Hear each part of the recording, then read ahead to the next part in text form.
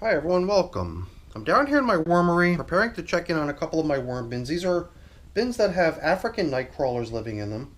And these systems are actually my oldest active composting systems, but that's not going to be for much longer because after 315 days and 28 feedings, I believe that the time has come to give them their final feeding. So today, feeding number 29 is going to be the last day of their active composting phase.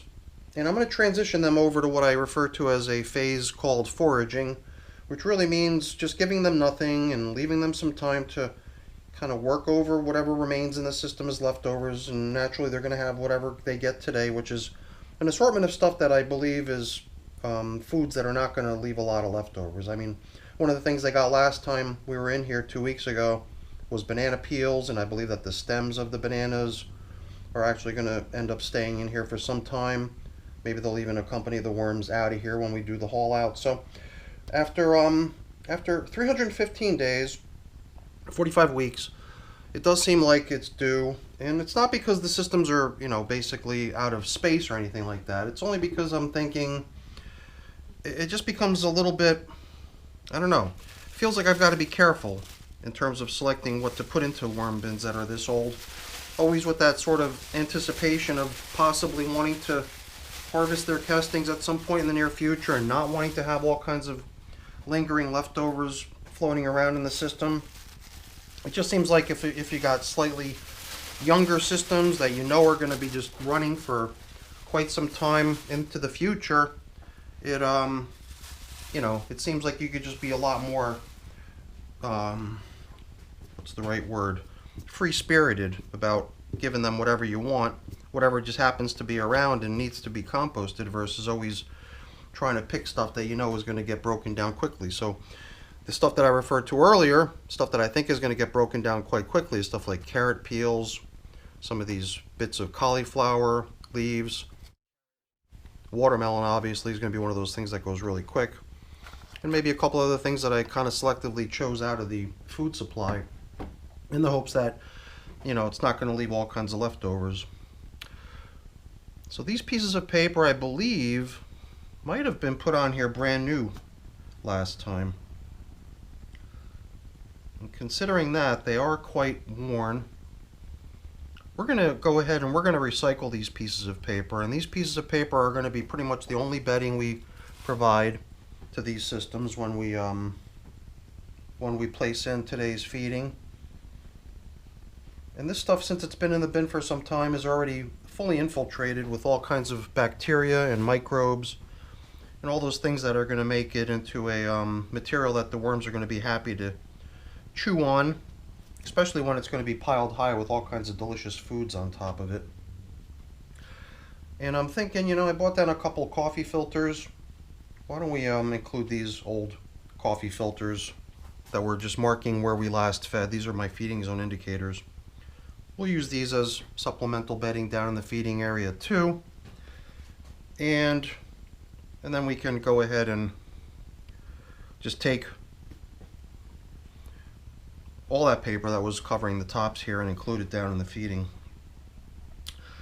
So besides transforming these systems from active composting to foraging today, I'm also going to transform them from not being covered with those fairly thorough plastic bags all the way around. I'm going to replace the coverings with bubble wrap. And since the bubble wrap has sort of a feature to it where if you rest it with the bubbles down, there are little air gaps. It does seem to me like there might be a little bit of potential for the systems to be able to lose a little bit of their moisture content, because part of foraging to me is also setting the stage for eventually migrating the worms out of the material. And for that to be effective, I believe that the material does need to be a little bit drier so that it makes the worms tend to, go looking around for material that is a little bit more damp and a little bit more cozy, and that's when you have that opportunity to round them up in a feeding zone that's been allowed to stay nice and damp and moist, stocked with all kinds of delicious foods, and then their finished castings tend to be material that they're just more inclined to abandon and leave behind. I mean, I even thought about not using those bubble wrap plastic coverings. I thought about even just covering up with only paper. And I wanted to leave myself that option, you know, because I didn't want to pigeonhole myself into saying, hey, they must be covered in plastic, because they don't need to be covered in plastic.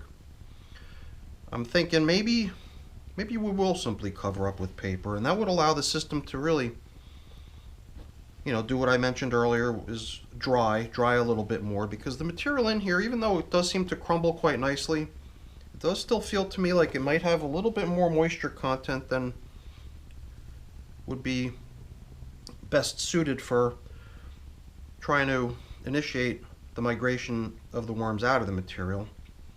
So, to me, it seems like the migration of the worms out of the material is sort of a repulsion-based process, where, you know, you allow a little bit of time for the material that they're inhabiting to become not quite as cozy and comfortable as it could be, potentially triggering a reaction in the worms to go searching for something better. And that something better is usually the feeding zone that you set up for them, where you're eventually going to try to haul the worms out.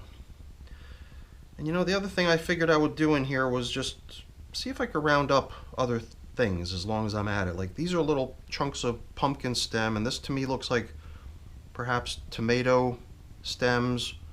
This was some sort of a larger chunk of probably just a bedding type material, paper maybe, or maybe it's a food item, I don't know. I figured I would keep those things together so that when we do apply today's feeding, those can be placed right where the feeding is going, so that it has a greater potential of being nipped off by the worms. Not that it's going to be neglected if it's just floating out in the material in general, but it just seemed to me like at this point, trying to isolate stuff and consolidate things down into the feeding area, if there's still stuff that needs to be broken down, then it makes good sense. Here's like some corn cob from last summer, if you could believe it. Right now we're in summer officially. Summer solstice was yesterday, so this video might be coming to you a few days after. And for me, corn is definitely, corn on the cob that is definitely a summer food. Yesterday was not yesterday, the day before, just the other day was the first time this summer that I've eaten corn on the cob. So any corn on the cob you see in my systems, especially a piece that's this heavily broken down already, you know, is from last summer. So that's the sort of thing that would definitely not be the type of food I would want to include in a system like this. So we've excavated through here, and I was really anticipating that we would eventually bump into the stem of the banana peel, which was part of their feeding last time. And to have not encountered it yet seems unusual, but I don't want to treat this as some sort of a do or die search for the banana stem mission here. I'm thinking maybe we should just, and I don't know, maybe this is actually the stem of the banana peel?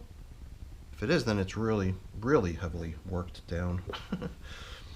We will continue excavating the rest of the material over there too, but we'll probably do that when it comes time to cover up the feeding zone, and that'll give us a chance to unearth the more damp stuff on that side to cover up with, and then this stuff can be spread out over the top surface. This will, in effect, count as sort of an aeration of the entire bin's contents. And that's really kind of what I'm after, I think, here, is to get all this stuff aerated. And I think even here in this system, it even seems like we might have even more moisture content than the other one.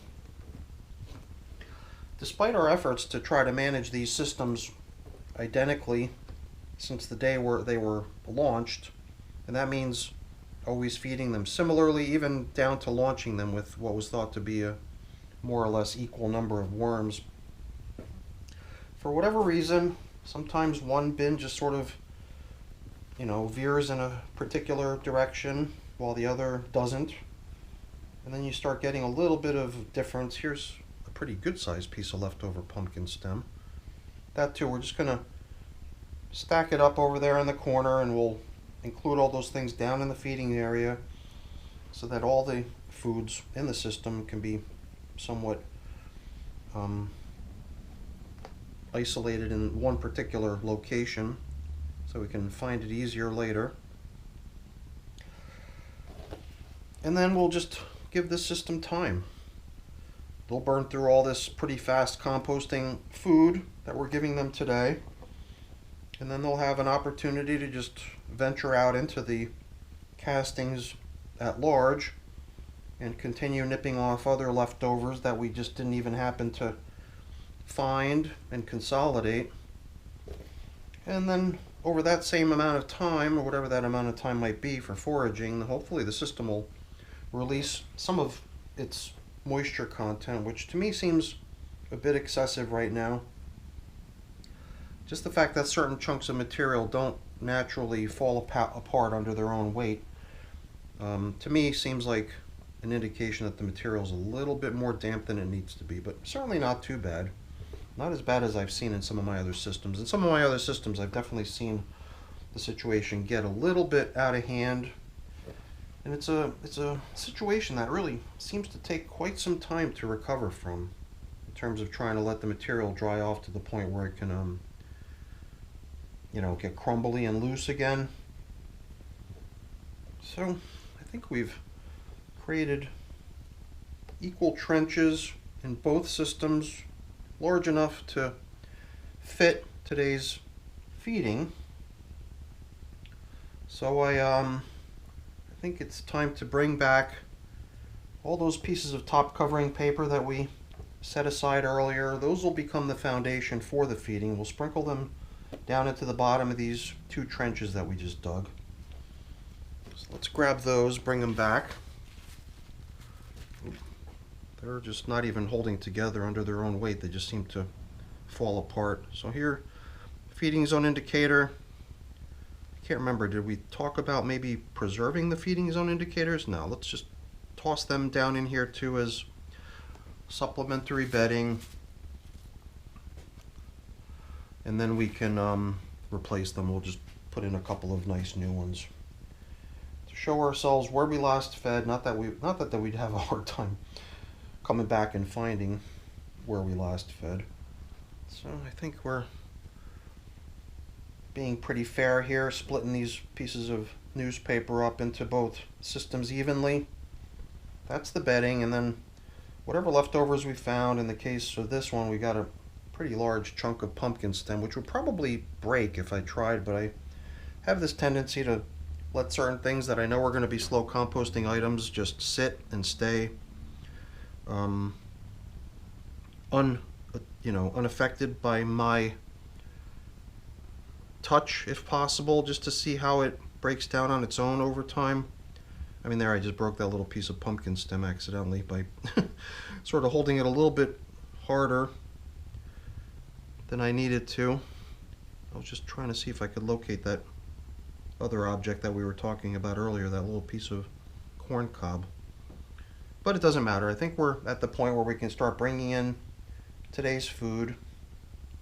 I think we've rounded up all the leftovers we're going to encounter, or at least the most of them that were in the material that we've excavated so far. We can bring in today's food. So just a variety of different fruits and veggie scraps from the freezer. Stuff that won't really stay frozen for too long. It'll all thaw out and then become very mushy and gooey, and then the worms can just go for it. And the majority of what they're getting here is melon rinds, because I've got a whole bunch of melon rinds, compliments of my mom. So I've got a mission here to try to include melon rind in all my feedings until I've depleted all of it. And I'm sure the worms won't mind, because, oops, it's just one of those things that I'm fairly sure the worms really like, because it's the sort of thing you just don't find leftovers of afterwards. And the other thing that I was going to do was pile in a whole bunch of coffee, because I've got days and days worth of coffee here, an entire quart of it in this quart carton here. So let's apply this right over the fruits and veggies, and I'm going to do away with all of it because it just keeps piling up, and I guess it's been a few days since I fed coffee. But now I'm luckily back down to 0, which is where I like to be. I don't want to be housing tons and tons of stuff indefinitely. The whole idea of putting this stuff aside is that it's got to be given to the worms eventually, and letting it just sit around for a really long time doesn't seem like a very good idea. Okay, we're making good progress here. We've given them their feeding, what's now at this point feeding number 29 and going to be their last feeding. And now we can kind of officially consider these systems as being in their foraging phase.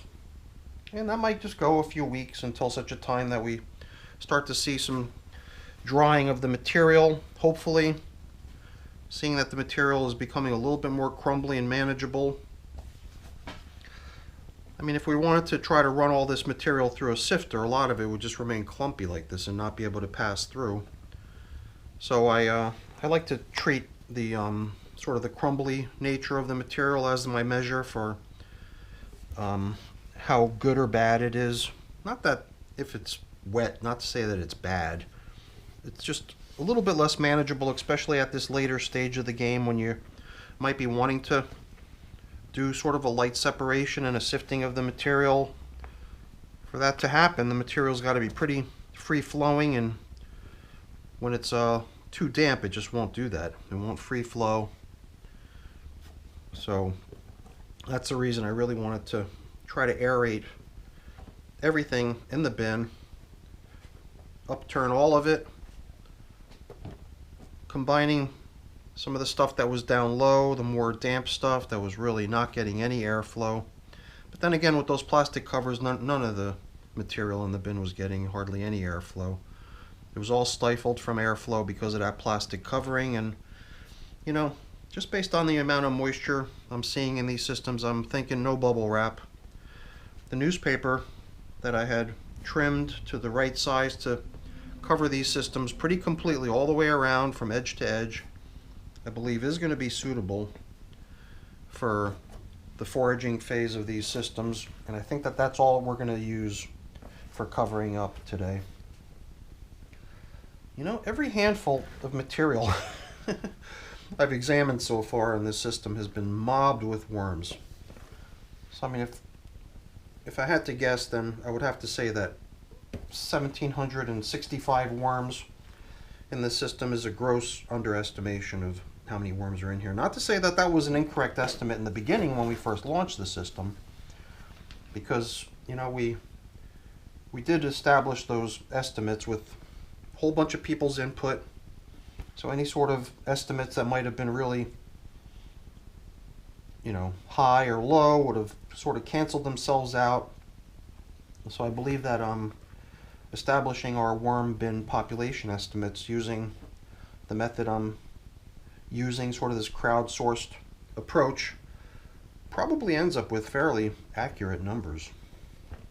So I believe it is probably fair to say that we did start this system out originally all those weeks ago, months ago, with about 1,765 worms, but I would almost venture to guess that by now these systems could possibly even have twice that many worms living in each bin. But I don't know. It's just a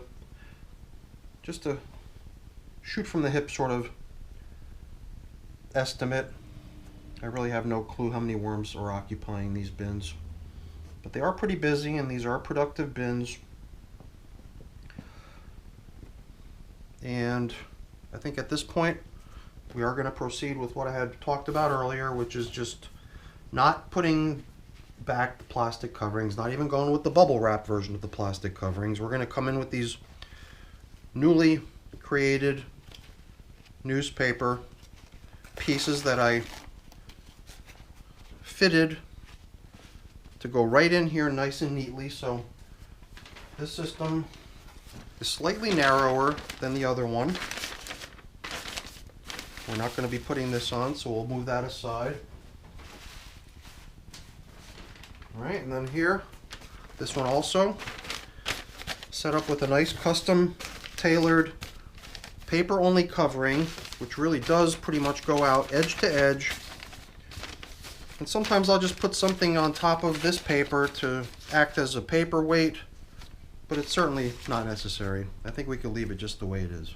And maybe we'll check in another couple weeks after foraging has been underway for a while, see how things are progressing, see how the material's drying, maybe even just stir it around again. If the material on the top surface had a chance to dry, getting it sunken down and bringing up the more moist stuff and giving it all a chance to air out a little bit would definitely help steer things in the right direction. So that might be happening in another 10-12 days. We'll see.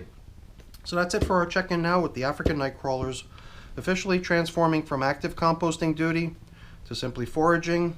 At some point we'll be thinking about getting the worms out of this stuff. Alright everyone, that's it for the video. Hopefully you enjoyed it. If you did, as always, please don't forget to leave me a quick thumbs up before you go. That's always really appreciated. And if you haven't done so already, please also consider subscribing to the channel. That's really appreciated as well. Alright everyone, have a great day. Thanks for watching. Bye now.